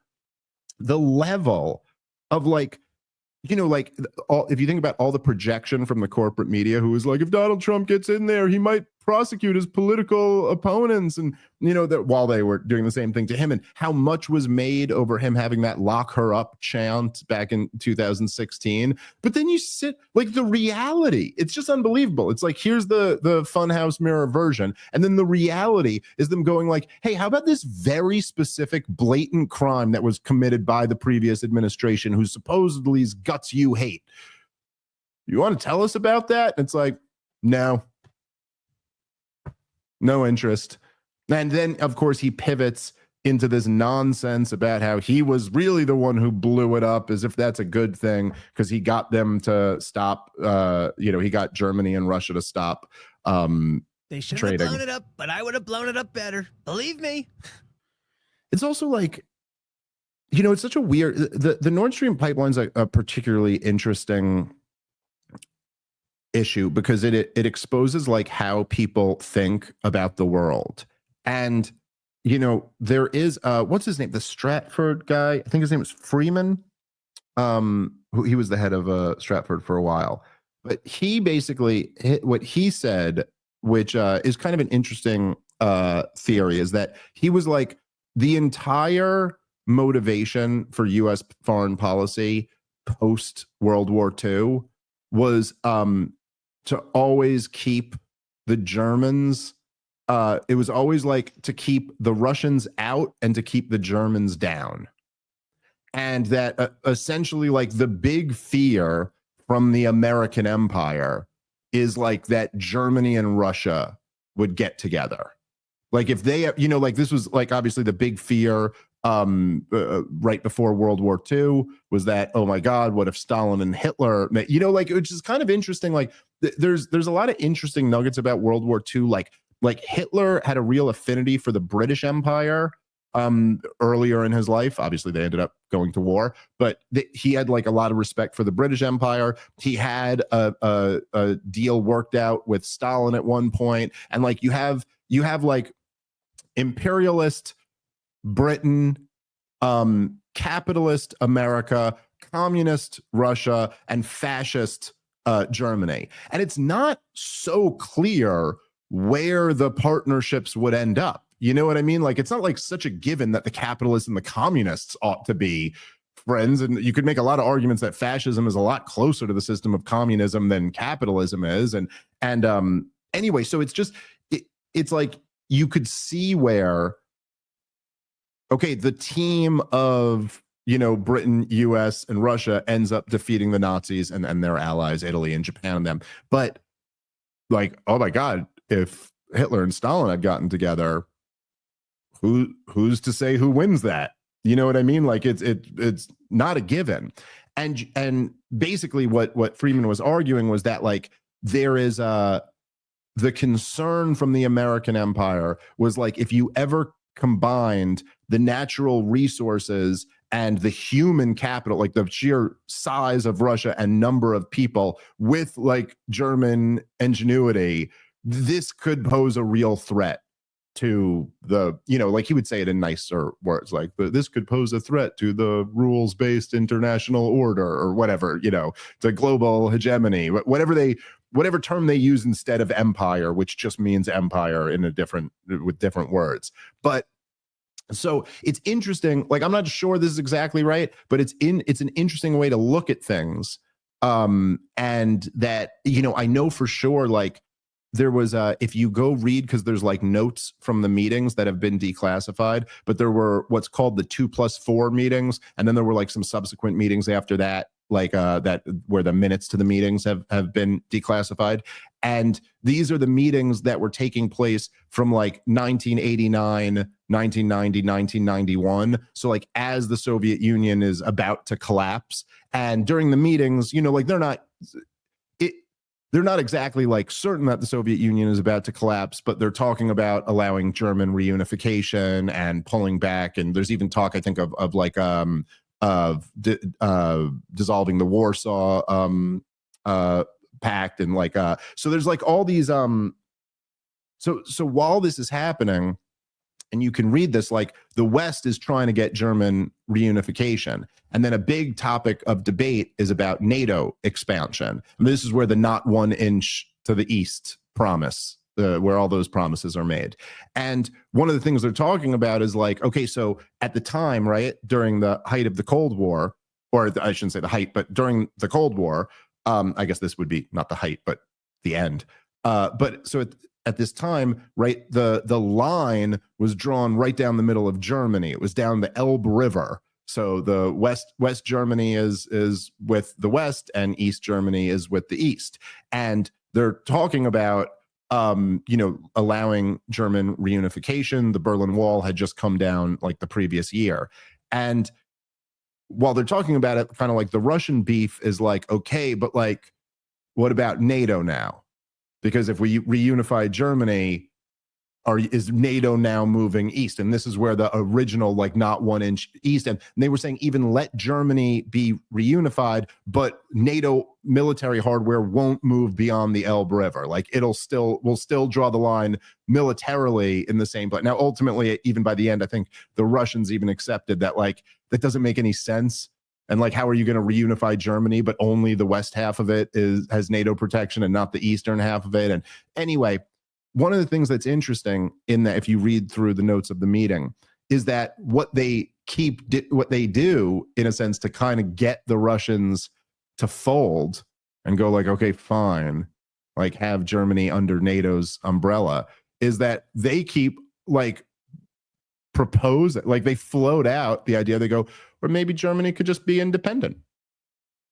Like maybe we could just have an independent Germany. And then that like sends shivers down everyone. Like the Russians are like, whoa, wait a minute, hold on. We don't like that. And so there is this interesting thing where like, we may not think of it that way. World War II seems like kind of ancient history, but to a lot of powerful people, and particularly this is in, 1990. So this is, it's 50 years or 45 years later, but they still, I mean, this war, 60 million people died in World War II. I think it was 30 or 40 million of them died in Eastern Europe in the war between Russia and Germany. And so anyway, my point is that there's a lot of people are freaked out over the prospect of there being this pipeline of like Russia and Germany becoming allies and doing business together and all of this. And the concern, I think, is that could threaten U.S. dominance. And Donald Trump always fell right into that. And that's why he's bragging about, oh, yeah, I was the one who got them to stop being friends. But it's always amazing to me. I remember when I debated at Princeton University, it was the last Oxford-style debate I did. I debated Josh Hammer. And one of the points he was making was like bragging about the Abraham Accords and how successful Donald Trump was for working them out. And I just kind of made the point, I go, it's a little bit weird for you to brag about the Abraham Accords right now. Because like, I don't know if you've paid attention to the Middle East over the last couple of years. It's not going great. And so it's kind of, now I'm not saying that like causation is in correlation or whatever, but like it is a little bit strange. The example I used in the debate was, I said it would be like you're bragging about how you and your wife saw the best couples therapist. Like, this guy is the best. It was unbelievable. Like the best thing we ever did. And we go, oh, so things are going a lot better for you guys now? And they're like, no, we got divorced. Horrible. breakup. But man, that couples counseling was so great. It's like, well, it didn't seem to work out that well. And so it's funny that even in hindsight, Donald Trump can't even like fathom, and maybe it wasn't a good idea. Maybe we would have been way better off if Russia was more integrated with Europe. Maybe, you know what I mean? Like, why? It's just crazy. And I think certainly from my perspective, I go, okay, well, look, first off, I don't care about the American empire because we're not supposed to be an empire anyway. We're supposed to be a republic, and it's been nothing but a disaster for the American people that we've been an empire, not to mention for the countries that we dominate. But I just look at it on a human level and I go, okay, if the worst thing that ever happened in the history of the world was when Germany and Russia went to war, then it seems pretty great that they'd be friends. And of course, America comes in to go, no, let's ruin that. All right, guys, let's take a moment and thank our sponsor for today's show, which is American Financing. Prices for the last few years have been and continue to be high, and most people, unfortunately, have to reach for credit cards to cover bills. Credit card debt has reached an all-time high, and it's trapping Americans. This is where American Financing comes in. They can help homeowners pay off high-interest debt by using their home's equity. American Financing is a family-owned mortgage lender that's been around for 25 years. Their mortgage consultants are salary-based, so there's no incentive for them to put you in a loan that doesn't make sense. Their customers save an average of $800 a month when they call and let American Financing help them. You may be able to close in as little as 10 days, and you may be able to delay up to 2 mortgage payments, creating more savings up front. Call them today at 866-886-2026. That's 866-886-2026 or americanfinancing.net/Dave. On average, people just like you are saving $800 a month. Plus, they may close your loan in as little as 10 days, and you may be able to delay 2 mortgage payments, giving you a cushion in uncertain times. Once again, call today, 866-886-2026, 866-886-2026, or visit them online at americanfinancing.net/Dave. All right, let's get back into the show. So anyway, it's just all of it is, I found this question to be interesting. I found Trump's answer to be, terrible and kind of, I don't know, it illustrates something about, first off, how he still gets everything wrong about what led up to the war, and also just the more basic point that I've been harping on for a long time, that me and you have talked about for a while, Rob, that is just like, look, like the crimes that the government has committed are so profound, and you got all these people, Tulsi Gabbard and Dan Bongino and Kash Patel and Bobby Kennedy and Donald Trump himself, who have been making a living calling out these crimes, making their name off calling out these crimes. I mean, Donald Trump had a name, but you know what I'm saying. Even in the question here, Liam points out that it's like, yeah, you're the guy. You're the guy who called it out. Hey, I remember 2.5 years ago when this happened, and I remember you calling out that this was all bullshit, and yet all of you guys are in power now, and there's just no move. There's no move being made. By the way, Rob, I posted this something to this effect earlier on Twitter today, and I was assured by many Trump supporters, you got to give it time, dude. Got to be patient. All these guys are going to be brought to justice. And it's just like, how, I don't know. At what point are you just like, no, they're not. Sorry, I wish they were, but none of that's going to happen. You're just not a believer, Dave. That is the problem, I suppose. Well, and that is true. I am not a believer. I do not believe it at all. It's a tough pitch for why Russia, in a pre-Ukraine environment, isn't allowed to sell natural gas directly to Germany. Other than that you're representing American oil interests, or you think you got to keep down every single nation so that they can't acquire wealth. It's just a tough pitch, other than mercantilism. I don't understand how else you kind of justify not letting other countries freely trade with each other. Yep. No, that's exactly right. And also just that, like on top of that, like Germany had embraced all of these insane climate policies. So I think they got rid of like a whole bunch of their like nuclear power, maybe all of it. I don't remember. I remember reading about this years ago, but it was crazy. And then it's like, oh, here comes Vladimir Putin. like, I'll sell you some natural gas at a very reasonable price. And we're like, oh, so that you mean that would be like really great for the people of Russia and the people of Germany. And then our role is to come in here and be like, no, stay poorer. Don't get richer. It's just horrible on every level. All right, you want to move on. I kind of almost reluctantly, but I do want to talk a little bit about this Dave Portnoy story, because I just find it fascinating, and the reaction to it is crazy. So if you guys don't know, which I don't know that much about Dave Portnoy, I kind of tend to like him. I don't really know, that much. Like, I don't really watch his content that much. I'm just too busy for like sports content. I've just got too much work to do, and got little kids and a wife who I try to hang out with every now and then. But I did grow up like a big sports fan, and I still am. I watched the Knicks game the other night. Amazing. He beat the Celtics. But he does, like, he's like a sports company, and they do like, it's like dude stuff, I think, like he does like pizza rankings. Like, he'll go to all the best pizza places in the country and rank their pizza, and then they cover like the football games and the shit like that. And that's like, even though I don't like really do that anymore, that's like kind of my type of thing. You know what I mean? Like, when I was 20, I was watching everything on ESPN. If I were 20 today, I'd probably be a huge Barstool Sports fan. And ranking pizza seems right up your alley, Rob. It seems like you were a couple zigs when you zagged away from ending up there rather than here. But do you know the Barstool guys at all? Like, do you ever watch any other stuff?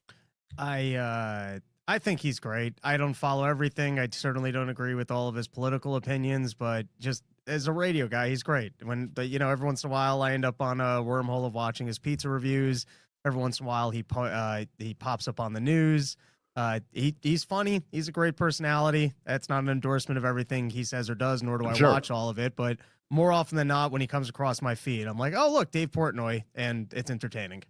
Yeah, that's kind of how I've felt about him too. And then I think, I think there was this dynamic that happened to a lot of people. I'm speaking on my ass a little bit here because I don't really like follow him that closely. But I think, if I'm not mistaken, essentially what happened to him is what happened to a lot of people is over the years of like woke insanity. Like, he was kind of like, oh, I'm not like political. I just want to like be over here and be a dude. And then like the woke people were like, well, that's actually a political statement to be a dude. And so you're our enemy. And then they, they almost like started attacking him about everything. And then he's a dude, so he's not a pussy. You know what I mean? So like once they started attacking him, it was like, no, fuck you, and started like battling with the woke people. I love I'm wealthy and it's awesome, and I built this company from scratch, and that's awesome. I love that part of his thing, and he's such a winner. He got some massive payout from that gambling company, and then bought back Barstool for like $1. And now he has full ownership plus all that money that he received on the buyout. Just winner shit. Yeah. Can't argue with any of that. So anyway, look, so I'm not coming at this as a guy who like doesn't like Dave Portnoy. You know what I'm saying? Like, that it's just that I do see, I don't know. I think there's like an inability that some people have of how to grapple with like the Jew hating stuff that they don't like. And I understand why they don't like it. I don't like it either. But I think ironically, I suppose, that a lot of the people who really prioritize like shutting down the Jew hatred, like we gotta handle this problem that people are saying mean shit about Jews. They go about it all wrong. And ironically, they end up being the ones who are really feeding that fire. Like, if you think this is a problem, you're making the problem much worse. So I guess what happened was he had some event at like a bar that he owns, doing some sports thing there, and someone showed up with a "fuck the Jews" sign. That's the story. Okay, so here was Dave Portnoy's. I guess pictures were taken and that went up on social media, and it was a bit of a scandal. And then this was his video the next day. I believe he called this an emergency press conference. Let's play. All right, emergency press conference time. There you go. So I'm getting ready to go to the Met Gala, and all of a sudden my phone, the last hour or two, my phone's fucking blowing up. Our bar in Philadelphia, Barstool Sampson Street, usually a great fucking bar. You know, bottle service, people buy drinks. You get a sign. There was a sign yesterday that said, fuck the Jews. I've been shaking. I've been so fucking mad for the last 2 hours. Like, I instantly got on. This is why the emergency press conference was late, because I was so over the top. It's like, I'm going to fucking make it my life fucking mission to ruin these people. Like, okay, pause it right here. I'm never ending. Okay, so I remember when I was a kid. So when I was a little kid, like I was around, I think I was 5, maybe 6, 5 or 6. And I moved, we moved to this, to a block that was kind of like a tough block. And I wasn't a tough kid at that age. I had never really been, and my parents had already been divorced for years. I didn't really have like a father who was like teaching me how to be a man. I'm noticing that now as I'm doing that with a young boy. I go, oh yeah, that's important. And so we moved to this block. It was like a really tough block. And I used to get like really viciously fucking bullied. And it was like these 12 and 13-year-olds who used to do it. And I was going to this public school. It was a pretty, like, I'm not like trying to paint a picture like I was like had some like horrible childhood or something, but it was tough. It was Brooklyn in the 80s, and there were fist fights, and there were like these 12-year-olds used to fuck us up. And man, when you're 6, a 12-year-old is like a god. I mean, it's just impossible to even imagine that you could stand up to them. And I was at this school. There were a lot of fist fights at school and stuff. And I remember literally, I had a single mom. I'm not blaming her at all. She just didn't know, this is not really the type of thing a mom can help you with. And I just had to figure it out. And eventually I figured it out. And kind of figured it out like, oh, you can't be a pussy. You have to fight. Like that's it. It's like, it sucks, but there's a very basic realization that a lot of men have when they're boys, that it's like, and I just had to figure it out myself, that it was like, oh, getting beat up is not as bad as just getting humiliated. Like, it sucks, but you're also kids. They're not like, it wasn't an environment. I'm not like getting curb stomped here. You know what I mean? I'm going to get like punched in the stomach. It's like, it's not like, anyway, so I kind of figured out how to deal with bullies. So, okay, later in life, this is like much later in life. I think I was in the 5th grade or maybe the 6th grade. And then I went to like a very soft private school. So like I went to public school and then I went to private school. By the way, you want to make a future libertarian, send someone to public school and private school. Let them see the difference between the government and the market.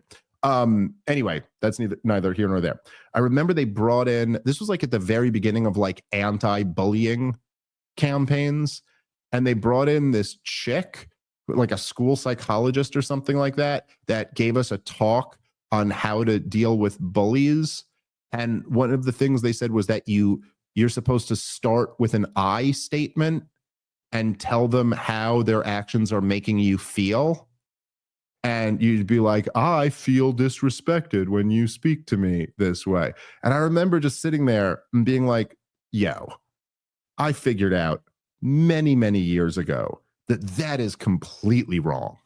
Like, that is, if somebody is bullying you, the last thing in the world you would ever want to do is let them know that it's working. That's why they're doing it. Like, you can't, that's the fucking incentive for them doing it to begin with. And likewise, in this situation, it's just like, it's crazy to me to like, we're grown adults sitting here and you're like, oh, are you still, so I figured this out at 5. You haven't, to sit here and go, I was literally shaking because I'm so angry about this and this is so wrong. It's like, dude, that's the point. What do you think someone went to a bar in a public event with a fuck the Jews sign for? To blend into the crowd?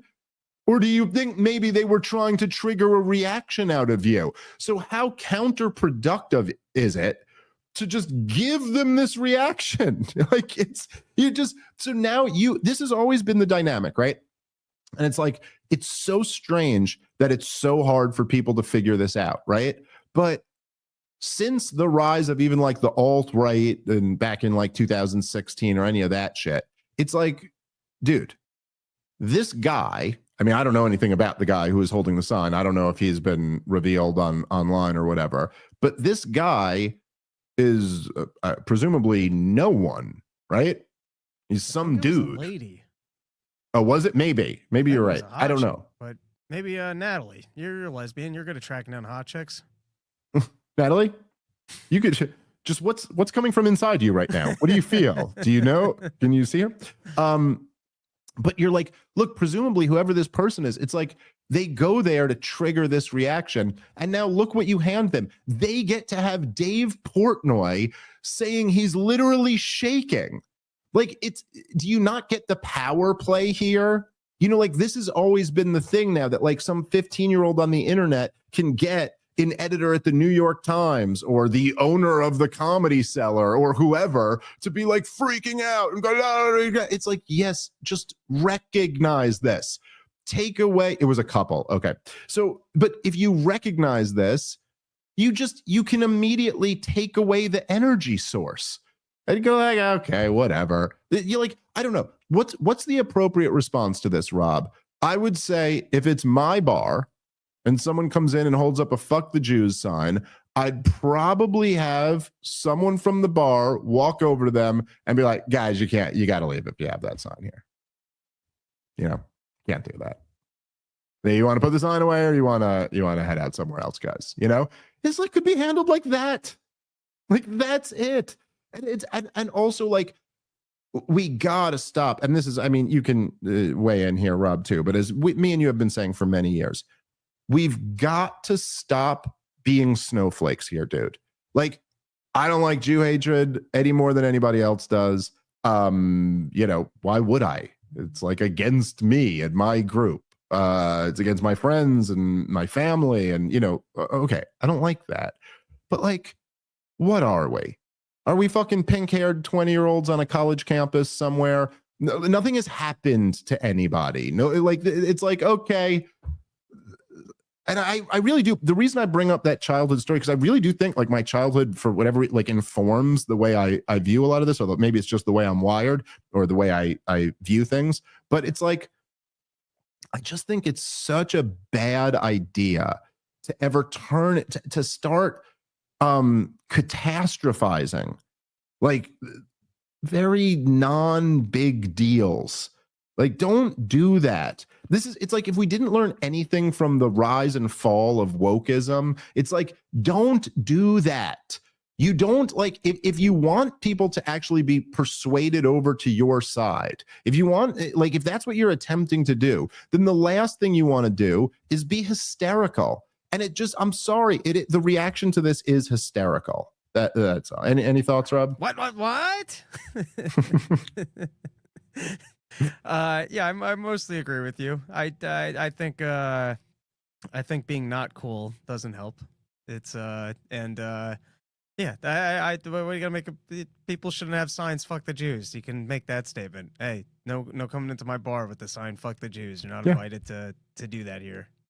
Yeah, I mean, we're any group of people. It's like, yeah, come on, you can't do that. Like, I don't know, if you hold that up at a bar, you're probably going like, oh, we might get kicked out for doing this, and then they'd be like, listen, dude, you got to put that away, or you got to leave.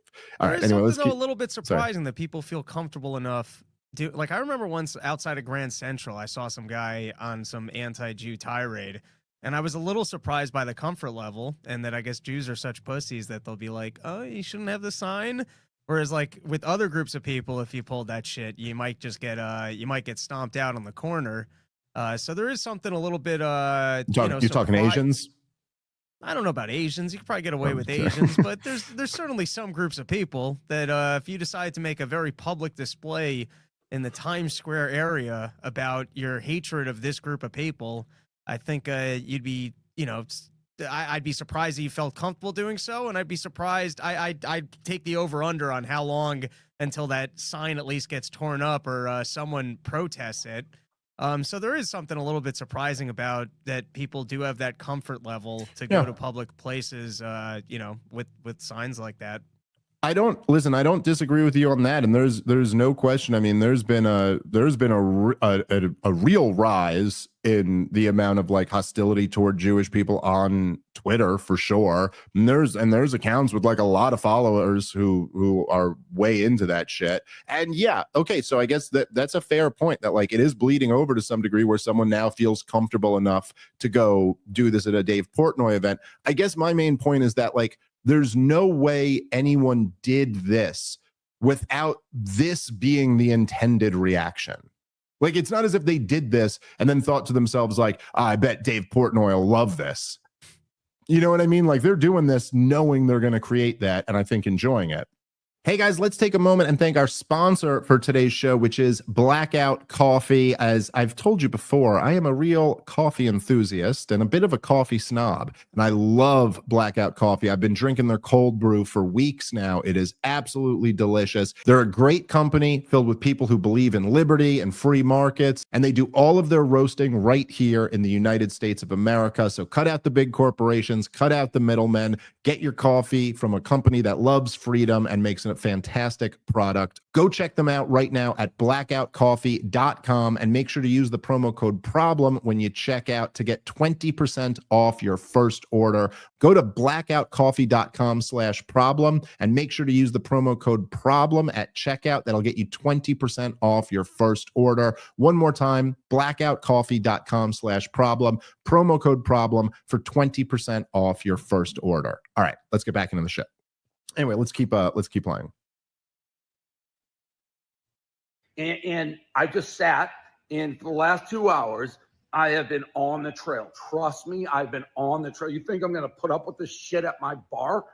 So I've been hunting down waitresses, the table who did it, and everything you can fucking name, because I want fucking consequences for fucking actions. So I'm not just sitting back like, oh, what are you going to know? Trust me, I have been on it.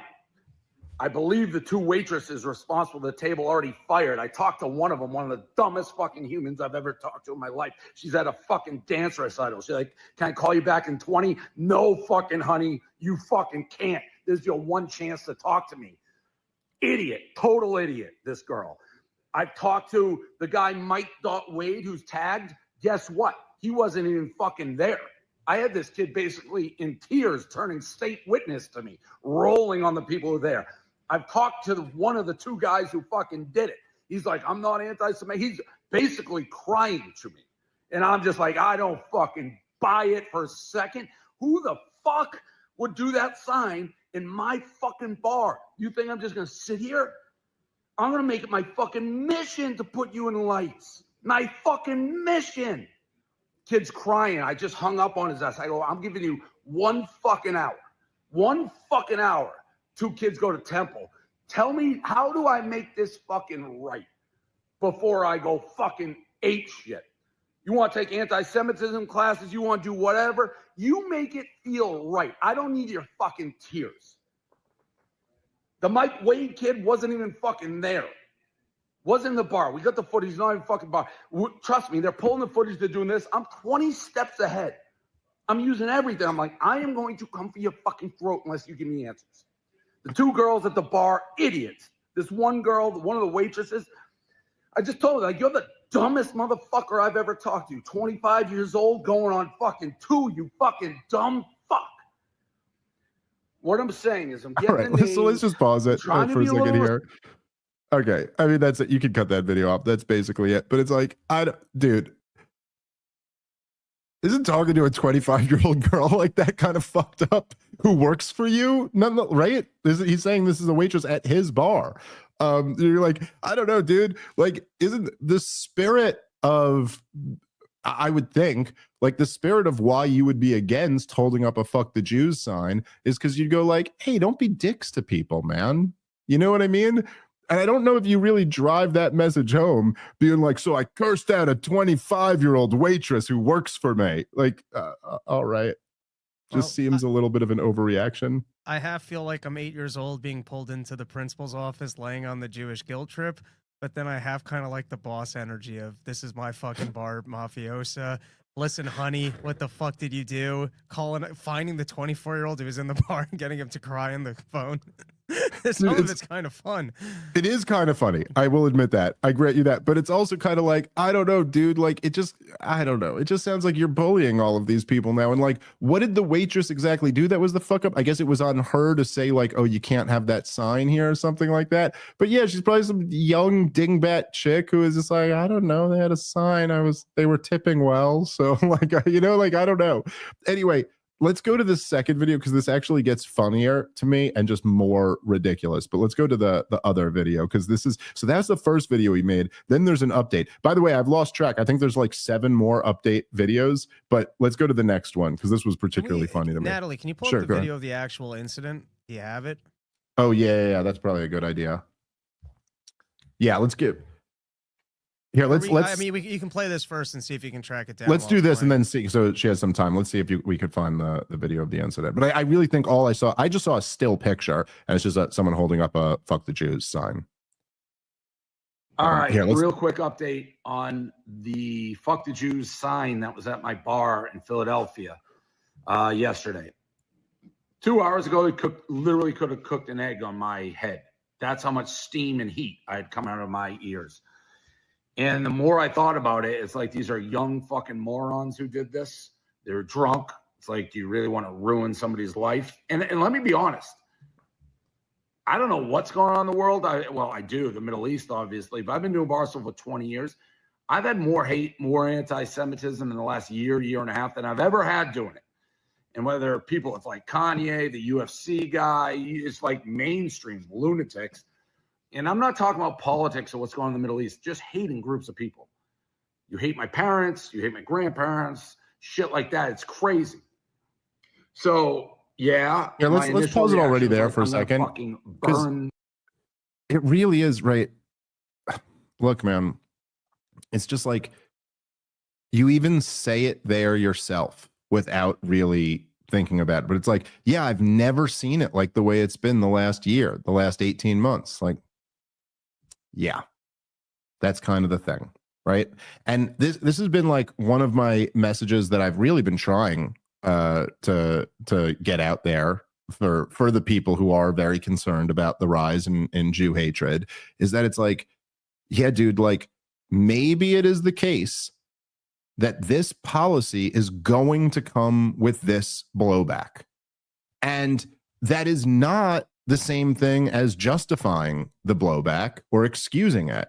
I think people are responsible for their actions, and like it's a fucked up thing to do to go bring this sign to a bar. Now, I will also say it's an insane thing to even consider the possibility of, should I ruin a young person's life for this crime? I mean, that is fucking insane. Like the fact that Portnoy even has to go, I was thinking I should ruin their lives, but now I'm going in a different direction, is like, yo, that's a crazy. I don't know. That's also, I think, my mentality, Rob. Like, I'm just old school. Like, I could understand going, I'm going to punch this kid in the mouth for doing this. I cannot understand going, I'm going to ruin this person's life. Like that to me is just too nutty.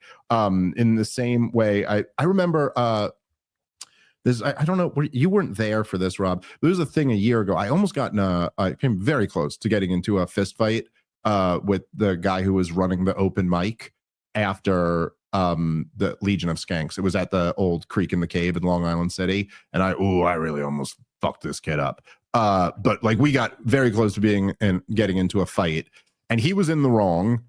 And he was talking shit, and then he just kind of backed down and didn't want to fight. And I was furious. And then I go to the bar, and I was having a drink at the bar.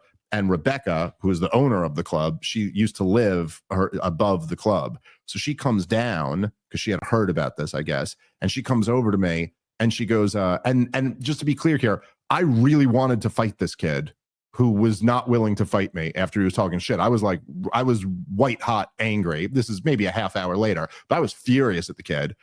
And then she comes down and she goes, hey, I heard what happened. Like, what's the problem here? Do you need me to get rid of this guy? And, not that I have the most pull all throughout the world, but at the Creek in the Cave, I could have said the word and gotten this kid banned from the club. And I remember immediately just going, no, There's no problem, Rebecca. Everything's fine. Because like in my mind, it was always like, look, either we're gonna fight or we're not. But I'm not doing that. I'm not trying to like tell on you so that your like livelihood is hurt in some way. That just seems wrong. And so anyway, I think that reaction is crazy. But look, in the same way that I think it's like fairly easy to recognize that like if we're going to have this policy of say bombing Muslim countries, and this involves killing a lot of innocent people, then we are going to deal with a bunch of Muslims who want to kill us. Like that's one of the things that comes along with that policy. That doesn't justify terrorism. That doesn't mean Osama bin Laden was the good guy, but it does mean it's an understandable, predictable consequence of killing a lot of innocent people, is that the people who were close to them are going to be ready to kill you. And in the same sense, you just go, if you see this rise in anti-Semitism over the last year to 18 months, it is quite reasonable to say that maybe this is a result of a policy. Otherwise, why has it been rising? Is it a pure coincidence that it's been rising as we are backing Israel's destruction of Gaza? And then, if you're really concerned about the rise of Jew hatred, maybe think about what's going to happen if we get sucked into a war with Iran on behalf of Israel, and what this country ends up looking like. Or if we are to help the Israelis ethnically cleanse Gaza after this campaign is over, what that's going to do here. Do you think Jew hatred goes up or down as a result of that? And anyway, this is just like I think that, as I've been saying for a long time now, I think that if you want to see less people who hate Jews, which I certainly do, and you know, it may not be my number one priority. I think there are other outrages that rise above someone holding a sign at a bar. But if you want to see less of that, you can't just be like, you can't give in to the outrage that they are trying to generate. And you got to think about what policies we have that are leading to this. I don't know. To me, that all seems reasonable. I don't know. I'm curious your thoughts, Rob. I want to see the end of this clip. All right, here, let's play the end of the clip. It sounds like a walk back. Started off with "Don't fuck with Portnoy." Message received. Watch it though. I'll let it slide. I'm gonna fucking burn these people to the ground, their families, everything. And it's like, you know what? Maybe that's not the best course of action. Maybe I can use this as a teaching moment. And like, before people just are like, fuck the Jews or any group and the hate, let's try to like turn a hideous incident into maybe a learning experience, as cliche and very unlike me. But I talked to both the culprits who I know are super involved in it, talk to the families. I'm sending these kids to Auschwitz. They've agreed to go. That's, of course, the Holocaust concentration camp.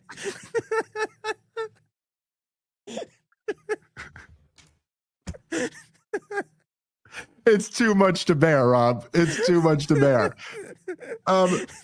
First off, can I just say, so like, funny.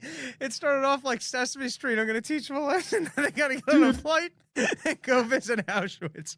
First of all, I will say, like, I understand. That's so brutal. Clearly, I just want to make it clear for any people out there that Dave Portnoy is talking about the museum that is currently at Auschwitz, but there is something about I'm going to send them to Auschwitz that still rings very Nazi-like to me, to be like, that's the appropriate punishment. I'm going to send them to Auschwitz.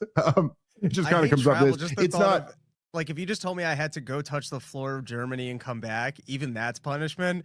But I have to go all the way to Germany and visit the site of horrible humanity. Oh, that's so brutal.